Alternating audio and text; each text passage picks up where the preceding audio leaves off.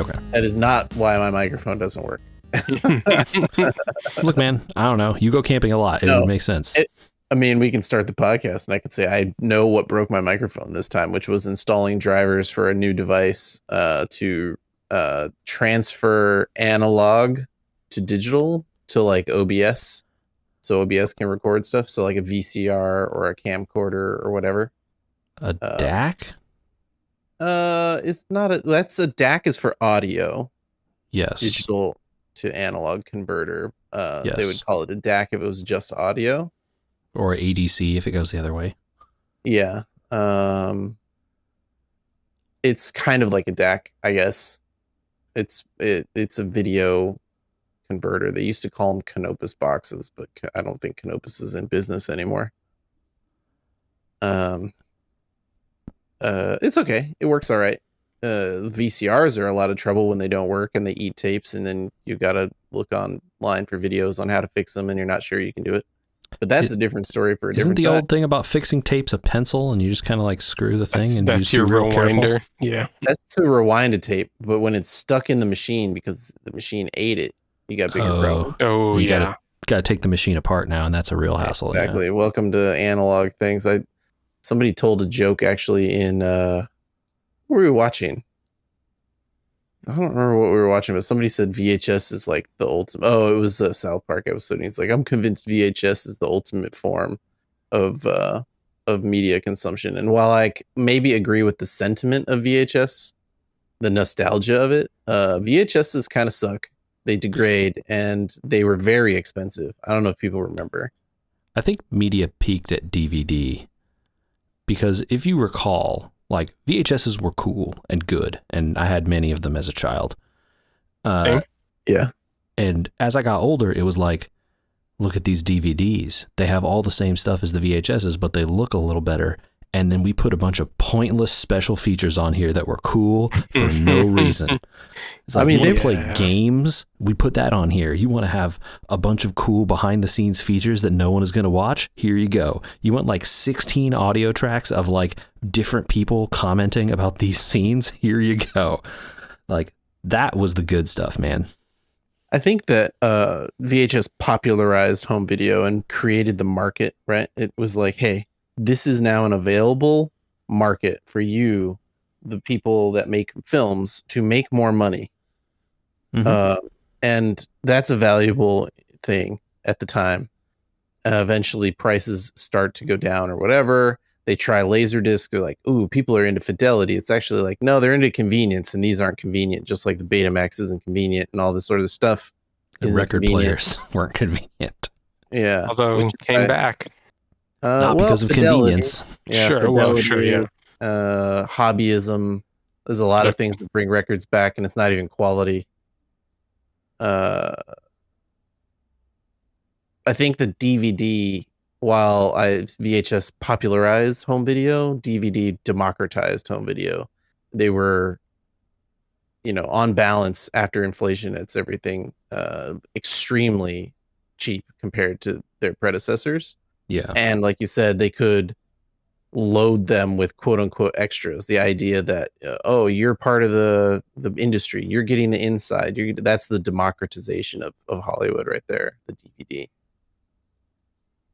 Also, standard definition, but digital, not analog, which is my problem I have a lot of analog that I need to deal with, and I need to stop not dealing with it. But that's a problem for a different day. That's the intro and why my microphone didn't work. Hello, Michael. Hello, JJ. What we doing? Hello. We're doing okay over here. Sometimes you realize that some things you can make in the house and they're good. And sometimes some things you get from out of the house are just better. So this is our food minute. If anybody's got food stuff, think of it now, because I'm going to lead off. I went to the Italian deli. Mm-hmm. Oh, yeah. Good start. And sometimes the things that the Italian deli offers in that little case there that they can slice so thin, they're just better than what you can. I can make roast beef at home. Their roast beef, better. Yeah. Oh, and that's not even getting into the specialized stuff that comes from like Spain or anything else. Are you talking just if you eat the raw meat, you like it better, or the sandwich they make? Oh, the quality of the ingredients, each individual Yeah. thing, sometimes made out of the home, can be better. I understand people can make some good breads. I'm not above it, but there's sometimes a reason, you know. Yep. I think there's definitely a reason, bakeries and butcher shops and things like this exist, right? Like those people are craftspeople. They know what they're doing. They make a product. And if they don't do it better than you can do at your home, how are they still in business, right? Exactly. They wouldn't exist if they weren't better than you and for a reasonable enough price that you would consider them overdoing it yourself, right? Well, there are definitely ones that are around not because they're better than you, but because they're cheaper. Yeah, so I'm talking about like real ones of these, not places that are like out there to scam a person who doesn't know better, right? Yeah, Which like is actual unfortunately the case that those exist in these days. Or like, what's the word, like hipster type places that are like very like, oh, look how cool our interior is and this is so fun, like we have artisan breads, and it's like they bought that stuff like 2 days ago. It's not fancy or good. Or yeah, good. I mean, even things like I generally wouldn't consider myself like a go-to bologna eater, but man, if you get one from a specialty market and it's a quality thing, it might be good.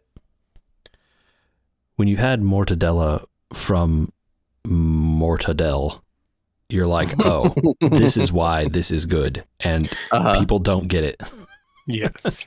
Turns out when you've gone to the source. Yeah. Food minutes, anybody before we move on? Okay. Yeah. Sorry. Sometimes things from outside the home are better.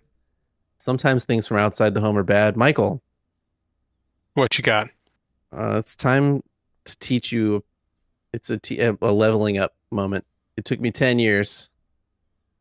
But I got to bring up some family time stuff.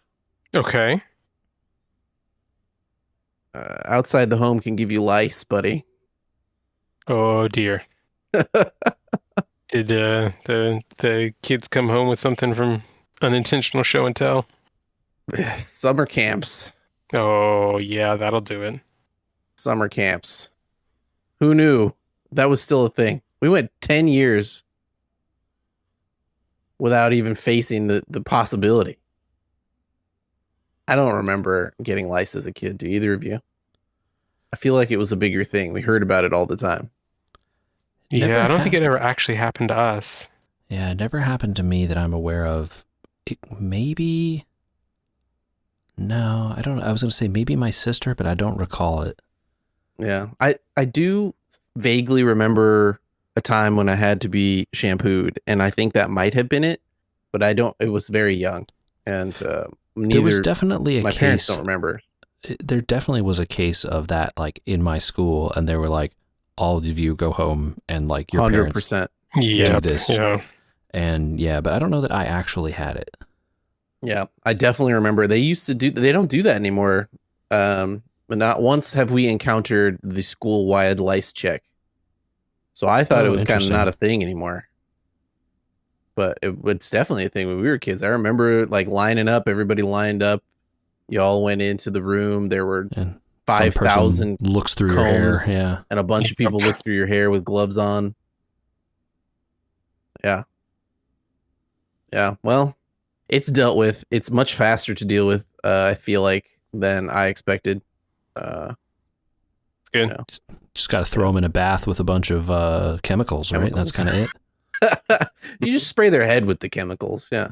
Oh, you don't even have to do a bath anymore, man. No, man. Kids getting off easy. Yeah. It's these days. They're soft, I tell you. That's what I'm saying. Chemicals and these laser cut combs that they have now that are like like ultra thin. Wider. Oh yeah, they're like just wider than the hair follicles. Oh wow! Oh my God. So you're actually you catch. That would hurt if you have so knots. bad. Yeah. Oh my It didn't God. feel good. I had it just to check myself, I tried it, and it was like, ow, this is not fun. What if you have wavy hair or curly hair? Oh God. Yeah, Yeah. let me tell you, I'm not, no. Yeah, that's why I wanted to warn you, buddy. I thought of yours, Yeah, and it wouldn't be nearly as enjoyable. no, thank you. As though you had a peachy fun time, right? I'm sure your kids were like, this is great. We should get lice every summer, Daddy. No, let's not. Let's never again. There's a lot of maintenance, and like there's a lot of washing and drying and drying and drying and drying, because apparently the dryer helps. Yeah. Let's not say we did. Instead of summertime activities, let's talk about the enjoyable ones like SGDQ. Man, I have it as a favorite summertime activity. My kids actually remember that it comes on every summer now. We usually have it on in the house. I just want to pose this to both of you guys. Do you feel like they kind of like they did it up more this year? It felt like it was back in a way it hadn't been for the last several years. I think so. I think not to get too much into the politics, but I think that they had a message besides just the MSF fundraising that a lot of people got behind in a big way this year. Oh, that's true. Yeah, there was a lot of social messaging for sure. Yeah. But it did feel like when the crowds were there in the room, the energy definitely felt like it was back, like GDQs of pre-COVID times. Yeah, I'm not even referring to the money raised or anything. I felt like the show was better. I think the quality dip after COVID that happened logistically is something that I noticed, and I think it's definitely back to pre-COVID levels of logistics. They definitely lost a lot of institutional knowledge recently as well. I don't know if you noticed, but some of the old heads are gone. Yeah. Oh no, yeah, none of the old heads are there anymore. They even had interviews at the very end with some of them being like, "Yeah, I've moved on, but this was my first time coming back as just like a volunteer. I volunteered for the week, and I gotta say, I'm really impressed with the organization and what it's become and stuff like that." Sometimes you need new blood, right, to reinvigorate something that's been going on for so long. Tell that to Comic-Con. I mean, the format at we can talk about Comic-Con later in the show if you guys want, but the format felt a little stale, and definitely the I think mixing up what games got in and the order that they played those games was a big difference this year, and I think it helped a lot.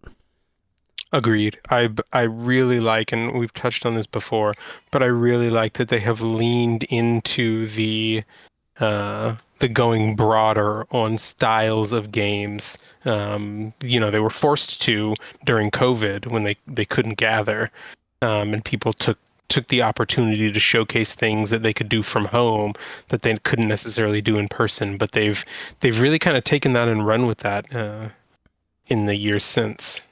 And I think it has just done them favors. I absolutely agree with that.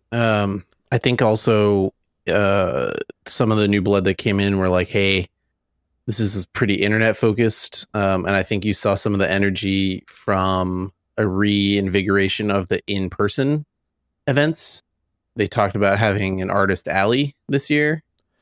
Yeah, that was what I was going to say. The crowd seemed more into it this year than in some previous years. For sure. Yeah. Definitely feels like they didn't just make the show come and watch these speed runs.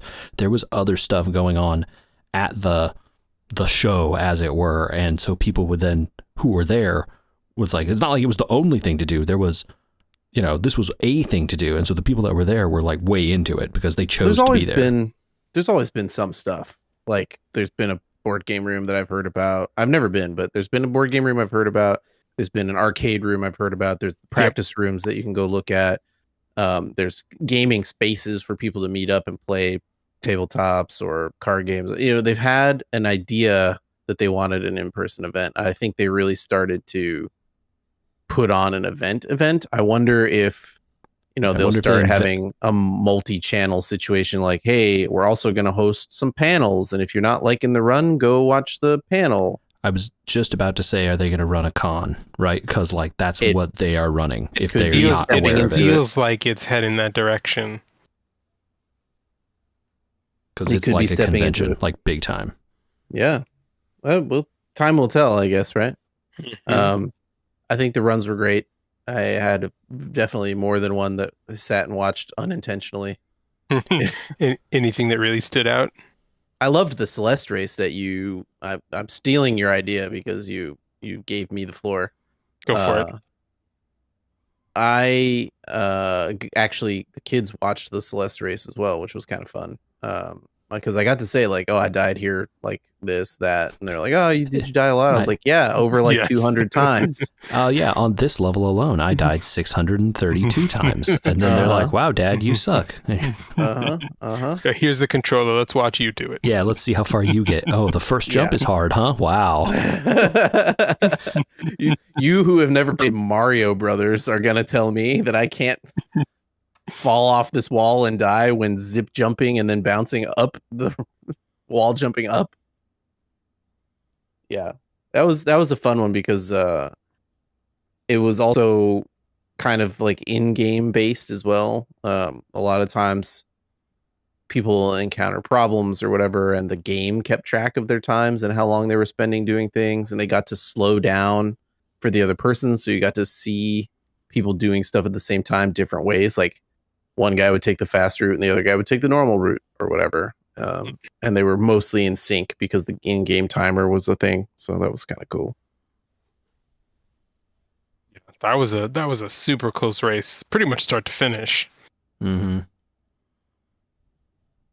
Yeah. I think for me, one that has become a favorite of late in lots of games done quick is the Super Mario Maker 2 relay race.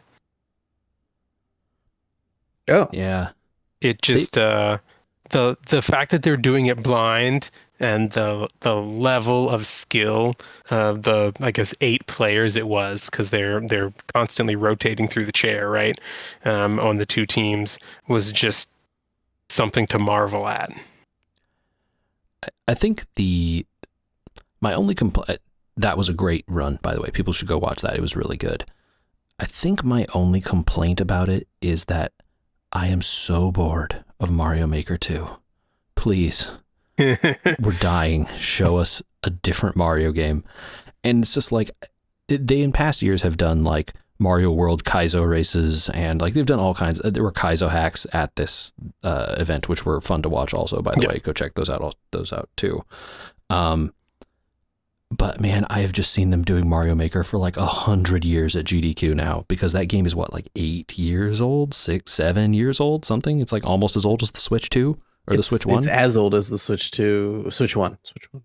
Yeah, so it's just like, oh my god, I just so sick of that game. Launch title. It has kind of become the new Super Metroid. I'll give it that. At least the races are more entertaining. I mean, they have to run Super Metroid, and there's nothing wrong with it. I think there's been different ways that they've done Super Metroid over the years, but like sticking it on the schedule takes an hour out of all this stuff. It's okay to keep running some of these things. Yeah, and like Metroid is a short one, right? And I think they made a very smart move this year by changing up the order they do things. They didn't put Metroid near the end and hype up the whole save the animals thing. Like, you know, they did that, of course, because it makes the money. Because you have to do it, right? It's a moneymaker. But like, it doesn't need to be the thing they talk about the whole damn week. Like, yeah, it was on. I think it was on like Thursday night this year, which sure, that's a good place for it. And like, you know, they've then always typically have ended with like either some big RPG or like some other kind of like big game. And I think it was nice that they swapped it up this year. Like they put something else near the end, you know? Yeah, they did. What was it? Deltarune? Was that the last one? It was Deltarune. And I think there was a little bit big RPG, but I felt but totally very different. Unique. Yeah, very completely different type of RPG. And there's a huge fan base for Deltarune because of what's that guy's other game? Undertale, which Deltarune was a sequel to. Yeah. So, but Deltarune's not done. It was a little bit strange to watch a game that's like, and the next part of it's coming next year. And I know you don't like to save the animals or whatever, but like they tried to hype people up to donate $100,000 in the last hour of the show, and they could only get like 18,000 because people were like, okay, I mean, I don't really know what I'm getting from this Deltarune run if we get $100,000, so whatever. They I couldn't feel get like a hype train going. that is their problem with the entire method that they've gone to, with all the bonus stuff locked behind donation incentives, is that if no one cares about the game, or there's only a small community, They're not going to get there. They're never going to get there. And maybe Deltarune has a ton of fans and a lot of people are watching because it's the finale of GDQ, but like, what, you're going to get 5 more minutes of a guy doing glitches or something? Like, what? Who cares? I think you're stumbling into something that is changing culturally with them changing over into this new, possible con or whatever. But I remember staying up until 2, 3 in the morning sometimes for the finale, and they used to say everyone's still awake, and they would run extra games or they would do extra things. This was over by like 10 p.m. Pacific, and it was like, watch this really cool video that we put together, because that's how we're gonna end the show now. Video's over, no one's on the screen anymore, the event's over. So I did notice they did a bonus stream of online people streaming games, which was good of them. But yeah, it definitely was the event kind of just ended on a note, and then they're like, and goodbye, like lights are off, everyone go home. Right. Yeah. And, it used to be all the event people would come up and say things, and, it seemed like it was a community effort, and this is definitely different now. It's like MSF comes up at the end. They talk about what they did. They're kind of awkward. They don't know anything about the games or what happened. They just talk, and then the show the video, and that's definitely a cultural shift, I think, that's happened. And it might be kind of why the end of it doesn't seem as, like there's no 3-hour Final Fantasy, money train run happening. Right. Donate to suplex the train. Donate to suplex the train. We're getting there. We're 2 hours in, whatever. And I think there's definitely the internet and culture on the internet has changed in this time, right? Since they've been doing this thing. GDQ used to be the thing that would like launch people's careers. That's not the case anymore. These people are like not gaining internet celebrity off of doing these runs, right? Oh, no. I don't know. What about the dancing dog and I think there's a lot of people that are still it's fewer, maybe, as some of these people are repeats or they're already known in their communities. Right. But it's more definitely pickups of like people doing amazing things. I remember the dancing, like the at-home dancing guy was really popular, gained tons and tons of viewers. It's I don't know. I guess also though a lot of them are looking to find people that are already big in their communities. I think that's more of it, right? Like they're looking to get bigger people involved with their thing so they can bring their community in, and the people are there for that person, not the rest of the thing. And maybe some of them will stay, right? Always. But, it's a transition, and I think they're managing it as best they can. And like I said, I think the product this year overall was better than in past years, like markedly. I think the quality was up. The fundraising was up too. This was one of the better years. I mean, it didn't touch what they were at their peak, but of what the last, say, 4 or 5 years have been. They peaked right before COVID. And then obviously, economic uncertainty in 2020 means they dropped down about $1 million. But they bounced back to 3 million for 2 years in a row there. And then the last 3 years, they've just kind of hovered around 2.5. And it's okay not to increase if you know that that's kind of where your baseline is. There's nothing wrong with it. But I'd say they, had an upward trajectory for a while. And like you said, it kind of peaked. But I wouldn't call it an, record breaker. No, for sure. I mean, it's still a lot of money. And I don't think anybody should poo-poo $2.5 million being raised by anybody for anything. So. Yeah, and I think, they're making a lot of the show, on the stream but I think they're probably making money other ways as part of the convention, right? The attendees are paying for stuff. I'm sure they get cuts. I'm sure, people are paying to be featured in the artist alley or paying to get, there's all kinds of other ways they're getting their bottom line greased, potentially. It sounds shady, but like, this is good. Like, this is a good way for them to do this. I don't want to make it sound bad. Sure, yeah. As nonprofits go, it's much more transparent than the nonprofit that is comiccon.org. Right. Yeah. Is it time to transition to Comic-Con talk? Because it's going to be happening here in like a week. A week and 2 days. Yeah. Yeah. I don't know. You guys excited by anything happening in Comic-Con this year at all? I'm going to miss the huge story that is George Lucas showing up to Comic-Con. I don't know. Are any of us going to attempt to do Hall H on Sunday, the Soul panel they're doing? Yeah, I know, right? I don't know. It feels like it's going to be, I think because it's the only thing that they're doing, it's going to be its own sort of like a sequestered thing. But it also feels like it could turn into a mess if not handled properly, which... and the panel is about like some museum he's building and Queen Latifah is moderating. Like, I'm not sure people that are going to that are going to get what they want out of Lucas there, Yeah. IMO. Yeah. I think there's some stuff. I'm glad some stuff that I missed in previous years is going to be on days that I'm actually at the convention now that I don't go during the weekend when it says crowded.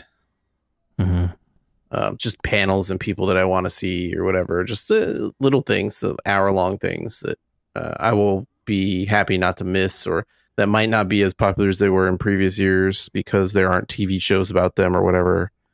Got some hits for us, Andy? Like, previews of stuff you're interested in at the con? Yeah, I want to see what's going on with the Invincible stuff, What's Sure, up when season 4? This type of thing. They moved that stuff from the weekend when Invincible was at its maybe cultural peak of popularity on its first season into its second season. Now that it's kind of maturing and it's an Emmy nominee level show that's more of a baseline, I think they can kind of move it back into the normal Thursday, Friday slot of importance. So those will be easier to get into. I know we're all mad about the Peanuts 75th anniversary, which is going to be kind of everywhere. I think every vendor is going to be having Peanuts gear this year. Seems like there's a lot of it, doesn't there? I remember when Schultz didn't really market or let people use their IP from very much of anything. It was like Knott's and Scholastic or whatever. Now it seems like, whatever, make the money.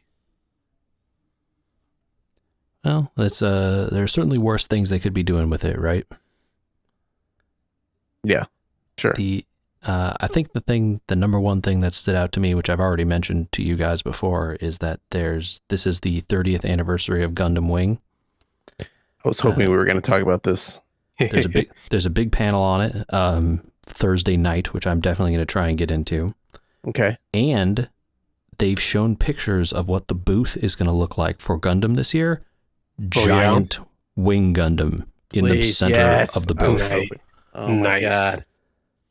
Okay, we're going to take pictures, right? Yeah, if we can, absolutely. I heard there's also some sort of drone show outside. This is Gundam? News to me, but yeah, sure, great, I love it. I think I heard that. I'll have to get back to you. Cool. Yeah, I think that's going to create a conflict in my schedule that I might have to figure out. I don't know. Yeah, I mean, I understand your conflict, and it's going to be what it's going to be. You have a reputation and a tradition to uphold, so. Traditions are meant to be broken, man. It sounds like wherever you wind up, Andy, there will be someone there for you to enjoy it alongside. Yeah, I've held the tradition for other things before that I thought were semi-important, but this one really It's Gundam Wing, man. Gundam Wing. That's It's like compelling. That is a compelling counter argument. Yeah. The funny thing is that because of that panel, I have started rewatching Gundam Wing. in English or in Japanese? I have been watching the subtitles because I watched it in English before and I was interested what the differences are. Nothing, effectively. Yeah, it's probably just as much nonsense as it was before. I'm fairly confident the subtitles are the English script. Oh, that makes sense. That is generally what they used to do. Yeah, and this show is old enough that would be the case, right? Yeah, and I doubt that they've done new translations even for the online uploads. Not that I have seen. This is why I wish I had fulfilled my desire to speak Japanese quicker.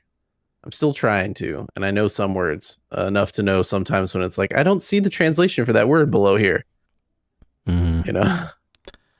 Yeah, I'm not detecting huge variances in the script here, but again, I'm not a Japanese speaker, so it's hard to say. I'm sure there's something. Yeah, little nuances that you'd pick up on if you were fluent. There's certainly like swearing that I hear some in Japanese that I don't see in the English, you know? Uh-huh. But like, you know, it's not like they're like dropping F-bombs all over the place either. But, you know, it's like there's a damn or a crap or a shit. I don't see that. A little bit of kasa, huh? Yeah. Yeah. I just hope that in the middle of the entire con floor, every 25 minutes we get just wild beat Kamini Kanisha. Yeah. The impossibly to pronounce when them trying to say communication. Yeah. Yeah, just communication or just love. Any of these songs, just blast them over the con floor all the time. I talked to some coworkers who this previous weekend were at Anime Expo in LA, which was 4th of July weekend. Did they do a Gundam retrospective there as well? No, which I thought was very funny. But Gundam Wing was big in the booth that they had there. Apparently, they had like a bunch of Gundam Wing stuff and merch and whatnot. I think they were announcing new Gundam stuff at Anime Expo, so like shows that are coming out, you know, in the future and stuff. Mm-hmm. So they weren't talking about retrospectives. I'm going to break my wallet if they reveal a Gundam Lego. I will snap it in half. I will be paying so fast it will catch on fire. I don't think that's happening, but that would be very cool if it did. I'm just saying, like, you know, like what would amass the most amount of hype for me these days is like something impossible like that, you know? Yeah, that would be a weird one to do, right? Because it's like, why would they do Gundam Wing as the Lego? Like you would do the original like RX-78, right? Yeah, of course you would do RX-78. Yeah. And also Bandai Namco has such a huge toy department. I don't think they would ever try to cut into their own profits by being like, why don't we give Lego a cut of this? Yeah, they're like, Gunpla is a whole thing, man. They don't want to sully the good name of that, right? I don't know. Should I get a 30th anniversary Gunpla of Heavy Arms Custom? Is Custom the one from the movie? Custom's the one from the movie with the 4-arm guns instead of just one. Oh, yeah, okay. You gotta have 4 Gatling guns instead of just one, JJ. Yeah, I think I like the designs from the movies. Some of them are kind of lame, dude.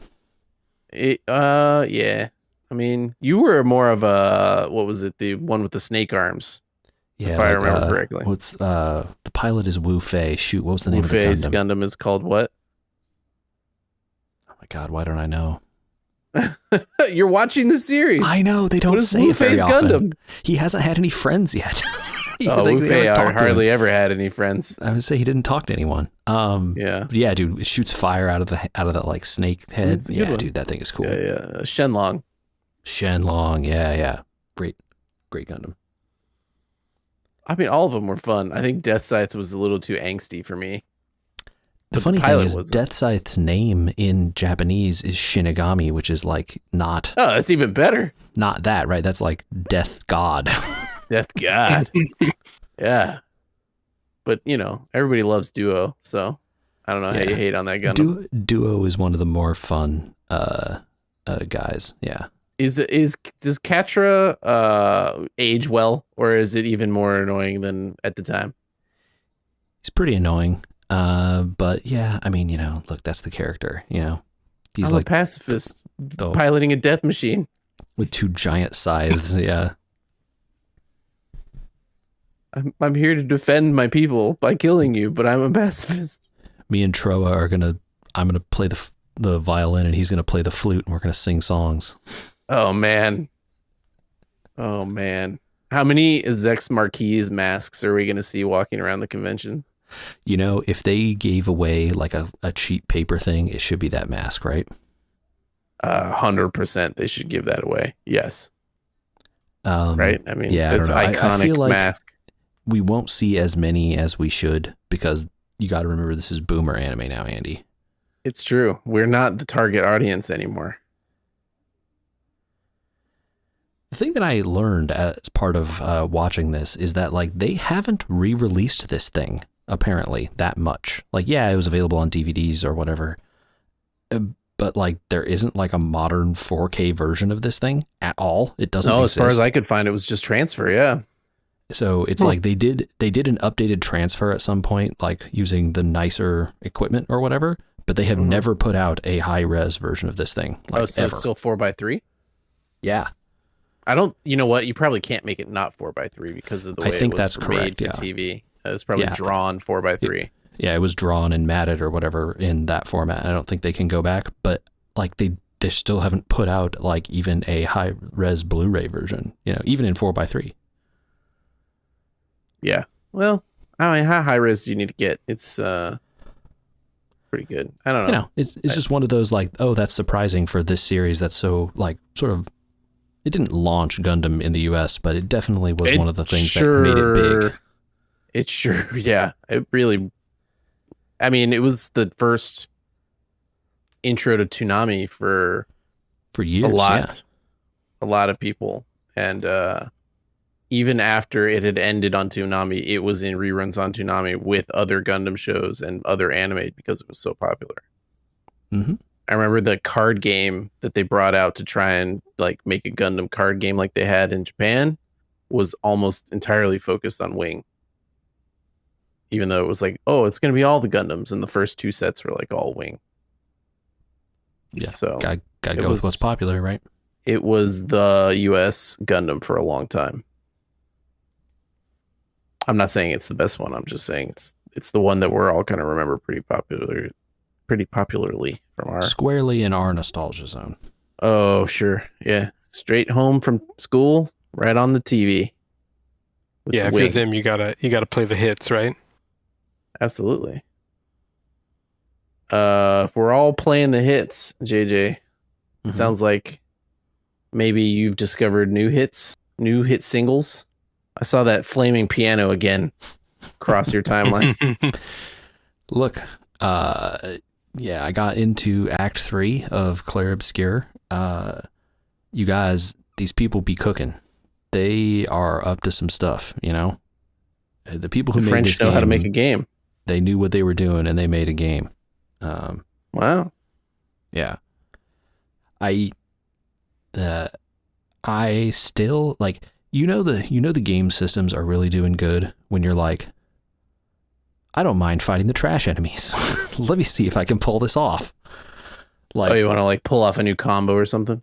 Yeah, or you're like, okay, well, like last time I got hit, but I got through it. Let me see if I can parry all the attacks this time or whatever, right? You're now not playing the game, you're playing against yourself. Yeah, you're like, oh, you know what? Okay, last time this person went before that person after doing this other thing. I can swap their like stats around and make it so they go in the order that I want, and then I'll be able to execute this combo more effectively or whatever. Like it's cool. And it rewards you for that stuff. It's really fun that they're like, yeah, sure. Like, talk about a game that is not afraid to let you break the crap out of it. They're just like, yeah, whatever. Sure, stack all the buffs. Who cares? Gotta love it. So, yeah, I'm really, really enjoying it. And they are going somewhere with this story, man. And I got to find out what it is. That's pretty cool. That's what you like when the story really hooks you, right? You're not halfway in and thinking, are we there yet? I think I think they should be commended for the originality of the setting and not like trying to do something, more normal, I guess. And like they don't, they explain to you what's going on. Like you get the whole picture about what's happening, but like they kind of just drop you straight into the middle of it, and they're like throwing around words like Gomage and Expedition and Lumina and Pictos and all this stuff, and you're just like, what the hell are these people talking about? And it's like, just chill, man. They're cooking. They'll get there. They'll tell you about it. Just chill and play the game. Yeah, it's good, man. I'm very surprised. Very cool. That's cool. I'm excited to one day have the time. I believe in you guys. I'm jealous of your gaming. I think the speed at which RPGs get played is kind of what I'm into. Even though like you're talking about like the story moving along, it's kind of like, okay, but it's at my pace, I want to go fight these enemies. I want to go try these combos, all that sort of stuff. I think that is similar to maybe what Rhsytic study just found, JJ. Mm-hmm. Did you watch the Rhsytic study video? I have watched it. Okay, Michael, we've talked about this guy on the podcast before, Sam. Yes. Who does introspective video essays about Magic the Gathering most of the time. Turns out this time it was about Final Fantasy. I guess you could guess why. Sure, I can. Apparently, he had never played a Final Fantasy game before hearing about Magic the Gathering's crossover with Final Fantasy, which I think is square in the zone of this podcast somehow. Like, yeah, it's wild to hear that he's like, oh yeah, I'd heard of these games, but I always just were like, nah, not for me. And so then he, obviously he played a ton of Magic, and then was like, oh, all this Final Fantasy stuff is coming into my game now. It's like, oh, I see the Magic side of this, interesting. And then when he finally started digging into the Final Fantasy side, you got a really interesting video essay out of it. Yeah, definitely. Okay, yeah, but that would make for some interesting perspectives. Well, a huge exploration of an outsider's look at the franchise without having played any of it, and then also jumping straight into Final Fantasy VI. Yeah, and so like that was the one he picked to play, which I think was an interesting choice because I think the loudest voices will tell you to play 7, right? Yeah. But okay. I think he makes a very strong and good argument for why 6 would appeal to him based on his tastes in other kinds of games and stuff. Yeah. I think he ended up making the right call. Yeah. I think the real call would have been for me is like, do you play 6 or 10? I love 8 also, but I wouldn't tell somebody like, oh, it's your first one, go play 8. Even though that was for me like the go-to. I'd do 6 or 10. But 10 maybe doesn't give you the right perspective because it's not pixel. Right. It doesn't give you the US intro to the series like most people had. He had a really interesting perspective because he also didn't play video games during the time that these things were popular, right? He said in the video, like he never had an SNES, never had a PS1, never had a Genesis. Like that was all not so he games missed, he played. He missed an era of... Yeah. Played an Xbox to play Halo, and then went to college and stopped playing video games. And it was like, dang, man, that's hard for somebody that also like still played Magic the Gathering that whole time. That's like, I don't know how you did it. Get through college without video games. Rolled with an interesting crowd that was playing Magic and didn't play video games. Yeah, fascinating. I think that video nailed a lot of things about why maybe people like RPG games so much, and what maybe Expedition 33 is hitting for you is like finding new ways to be kind of serious about fantasy, right? And like Final Fantasy is now such its own thing that has cascaded into craziness that people like this, French studio are able to find spaces where they can tell newer, more real stories in terms of what people are looking for, maybe. Well, I think it's a separation about the genre from the stories, right? And The interesting thing that Final Fantasy does is it tells a different story every time, but still kind of mostly within the same genre, right? Right. Yeah. But the interesting thing Sam picks apart in this video is he's talking about, but they say that the stories are unique and you don't need to play the other ones to get the next one. But that's not really true, is it? There's definitely a through line, and there's definitely like callbacks and remembrances and things riffing on things in future games and stuff like that when you play a bunch of the games in a row, you start to pick up on. Well, the Sid gag, right? Exactly. The Sid gag is one that is really funny if you've played enough of those games to understand why are there 14, 16 different instances of this card, right? That are all the same, but all different. Yeah, 16 instances of the card. And I think he really saw how much people love the game, but also pointed out a lot of things that are very introspective about Final Fantasy, which is like Sid shows up in those early games. How important is he? How important does he become by continuing to be in all the games? How important did he become to get 16 different cards in a set where Final Fantasy VII got like 300 cards, like more than half the set or whatever it is. Right. But Sid managed to warrant 16 different printings in that set. Like, how much of its own thing has Final Fantasy become versus the genre, the RPG genre that harken all the way back to D&D, which, Magic the Gathering also goes all the way back to D&D. Yeah, and it's, and they talk about the creators of Final Fantasy, the games they were inspired by. They're talking about games like Ultima and Wizardry, these like really old Western RPG games, right? And so you think like the birth of Final Fantasy 1, like, kind of they didn't invent the JRPG, maybe Dragon Quest did or whatever, but like those games sort of came from inspiration from the West, really, like these, D&D and Ultima and these kinds of games.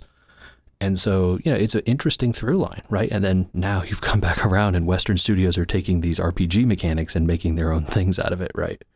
Mm-hmm.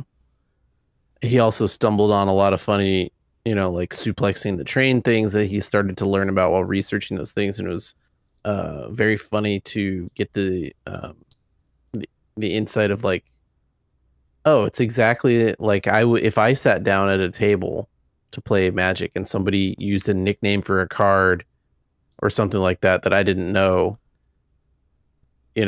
versus like, this guy are sick. Yeah, and it's totally, it's immersing yourself in the like, the mimetic culture. I don't know what the right word is, like the memes of a series, like tells you a lot about what people find endearing and find that they love about these games. This guy are sick is a mistranslation of one NPC in one weird town, and it's a meme. Yeah. Fascinating look at the other side of the coin of someone that like mostly doesn't know about Final Fantasy was weird to me. Most of the people I know what Final Fantasy is, even if they haven't exposed themselves, as much to it. It's kind of fun. And I think he does a good job in the video of portraying like, here's what I love about Magic. Here's what other people love about Final Fantasy. This set was so cool for people who love both of these things. And like, that's not a huge Venn diagram, but those people are like over the moon right now, Yeah. Yeah. I'm still loving it. The cards are fun. And we'll keep loving it even while we're at Comic-Con. I think we'll still squeeze in an episode next week before we head off. And then the week after that, Comic-Con report, right? Yeah, So, we'll do a rundown of what we got up to. Fingers crossed. Everything goes well, and we'll have a lot of Gundam 30th anniversary. Apparently, project JJ. Yeah, Gundam Wing 30th anniversary project. Okay. Yeah, they said they're going to announce something about that I don't know what that could be other than this book that is apparently listed for sale at the convention. I'm guessing it's the book, but who knows? I think that's probably all it is. But because actually I also noticed, well, I'm just going to interrupt this real quick. Sorry. There's a panel on Sunday that I was like, oh, this is really cool. It's a 30th anniversary retrospective of Heroes of Might and Magic. I'm like, oh my God, I love Heroes of Might and Magic. What is this? It's a book. No, okay. And so I was like, oh, okay. So like this is the author talking about the book that they wrote and like having some of the people they interviewed in the book in and that kind of stuff. And it's like, oh, okay. But this is a panel that's selling me the book. Okay. Yeah. I could just go buy the book and don't need to go to this panel. Right. Well, in the meantime, we can all jump onto Call of Duty and play Gundam. Because that's the thing. It is? Yeah, dude. Death Scythe is in Call of Duty now, apparently. It's in Call of Duty, but not in Fortnite. I don't know, dude. You can run around as Gundam Death Scythe. You can now run around in Warzone or whatever. Y'all are the ones who are in touch with the youth, so I gotta get my information about these games through you because I'm playing boomer games out here, like Expedition 33. I don't know if it's actually for Warzone. I think it's for Call of Duty Mobile. So, even worse. That would indeed be worse. Well, until then, Michael, where should they tell us what we're going to do at Comic-Con? Or what we should do? People should tell us what panels we need to go see at podcast@wewergamers.com. Or they could leave us a note on Facebook, Instagram, Blue Sky, We Were Gamers, on all those places.